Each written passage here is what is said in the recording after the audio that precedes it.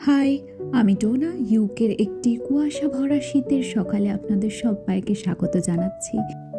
বাইরে বেরোতেই গাড়ির অবস্থা দেখে প্রথমেই বুঝে গেলাম যে কালকে রাত্রে বৃষ্টির দাপট কতটা ছিল। এই বৃষ্টিস্নাত গাড়িতে চড়েই আজকে আমাদের ঘোরার প্ল্যান ছিল। ভোর 6টায় স্নান সেরে বেরোনো আমিও ব্যতিব্যস্ত হয়ে গাড়িতে উঠে পড়েই মেকআপ করে শুরু করে দিয়েছিলাম। আর হ্যাঁ, ভিডিও কিন্তু দেরি করে আসার জন্য আপনারা আমাকে ক্ষমা করবেন এবং আমাদের পাশে সবসময় থাকবেন লাইক, শেয়ার, কমেন্ট করে। আর আমাদের পেজটা কিন্তু ফলোও করে দিতে ভুলবেন না। আর হ্যাঁ, ইউটিউব বা ফেসবুক যেখান থেকে আপনারা দেখছেন আমাদের পেজ বঙ্গ সন্তান ইন ইউকেকে একদম সাবস্ক্রাইব অ্যান্ড ফলো করে দেবেন।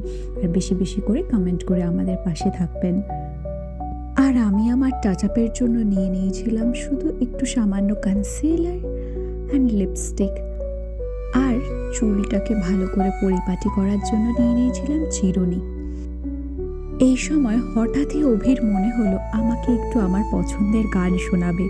সেই উদ্দেশ্যেই সে কিন্তু হাতড়ে হাতড়ে গানগুলিকে খুঁজছিল আমার একটা পছন্দ মতো গান খোঁজার উদ্দেশ্যে। আর তোমাদের কার কার এরকম গাড়িতে যাওয়ার সময় গান শোনার অভ্যাস আছে আমাকে কমেন্ট করে জানাতে একদম ভুলবে না। আর এভাবেই গান শুনতে শুনতে পরিপাটি হতে হতে আমরা পাড়ি দিয়েছিলাম আমাদের গন্তব্যের উদ্দেশ্যে।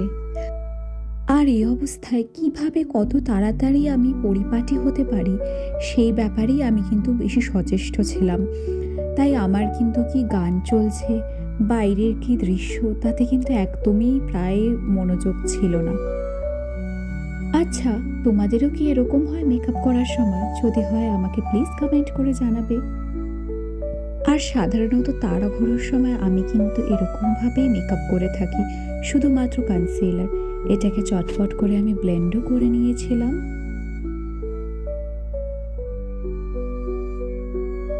ঠিক এরপরেই যখন বাইরে চোখ মেললাম তখন দেখলাম এক কুয়াশা ভরা শীতল চাদরে ঢাকা এই শহরটা পুরো। এই রকম কুয়াশা চিরে আমরা তার বুক দিয়ে চলেছি আমাদের গন্তব্যের উদ্দেশ্যে। কখনো বা চতুর্পার্শ্বে চোখে পড়ে সবুজ ক্ষেত, আবার কখনো বা চতুর্পার্শ্বে চোখে পড়ছে রুক্ষ শুষ্ক গাছের সমারোহ। এইভাবেই আমরা এগিয়ে চলছি আমাদের পথ ধরে। পথ আমাদেরকে যেখানে নিয়ে যাচ্ছে আমরা সেখানেই যাচ্ছি আজকে। আমার চোখ দেখছে কুয়াশা আর আমার মন অনুভব করছে প্রকৃতির এক অমোঘ উষ্ণতা। প্রথমবার সব কিছু দেখার, চেনার, জানার একটা অদ্ভুত অনুভব, প্রকৃতিকে চেনার অনুভব। এই পথে পথেই চিনছি প্রকৃতিকে এখানের। আর এরকম বলতে বলতে আমিও হয়ে গিয়েছিলাম পুরোপুরি রেডি।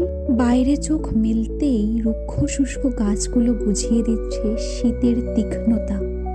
এই তীক্ষ্ণ শীতেও এই গাছগুলি যেন বসে রয়েছে এমনই পথিকের সন্ধানে যারা এই শুষ্কতার মধ্যেও দেখতে পায় জীবন, সৌন্দর্য, স্নিগ্ধতা। সারি সারি গাছের এই অভ্যর্থনা শেষেই আমরা পৌঁছে গেলাম একটি ছোট্ট জনপদে। এখানে প্রকৃতির পদে পদে বিরাজ করছে নিস্তব্ধতা এবং নৈসর্গিক সৌন্দর্য। জনপদের বাড়িগুলির অপূর্ব নির্মাণ শৈলী এবং সৃজনশৈলী সত্যিই মনোমুগ্ধকর। এই জনপদের প্রত্যেকটি বাড়ির দুয়ারে ঝুলানো রঙিন ফুলগুলি যেন এখানে আসা প্রত্যেকটি পথিককে অভ্যর্থনা জানাচ্ছে রঙে রঙে, আর পথ জানান দিচ্ছে আগামী দিনের শুভেচ্ছার। এই তীক্ষ্ণ শীতে রঙিন ফুলগুলির দেখা পাওয়া আমার কাছে ছিল কল্পনাতীত। তাই খানিকটা ভাবুক হয়েই ওদের দিকে তাকিয়েছিলাম বেশ কিছুক্ষণ। এত রঙিন ফুলগুলি যেন মনেও আনন্দের সঞ্চার করে দিচ্ছিল। তোমরা চ্যানেল কিন্তু সাবস্ক্রাইব করে দিতে একদমই ভুলবে না এরকম আরও ভিডিওসের জন্য। দেখতে দেখতে পথ ধরেই এগিয়ে চললাম সামনের উদ্দেশ্যে। যেতে যেতেই চোখে পড়ে গেল এই জনপদের একটি ছোট্ট পোস্ট অফিস বা ডাকঘরের।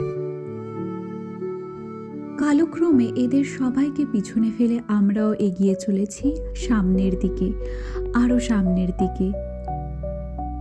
এগিয়ে চলেছি এই ছোট্ট সুন্দর জনপদকে পিছনে ফেলে সামনের দিকে, আগামীকে জানতে, আগামীকে চিনতে এবং আরও নতুন চমক পেতে আমাদের গন্তব্যে। দেখা হচ্ছে আপনাদের সাথে আমাদের পরবর্তী গন্তব্যে আরও একটি নতুন ভিডিওতে। সবাই খুব ভালো থাকবেন। ধন্যবাদ।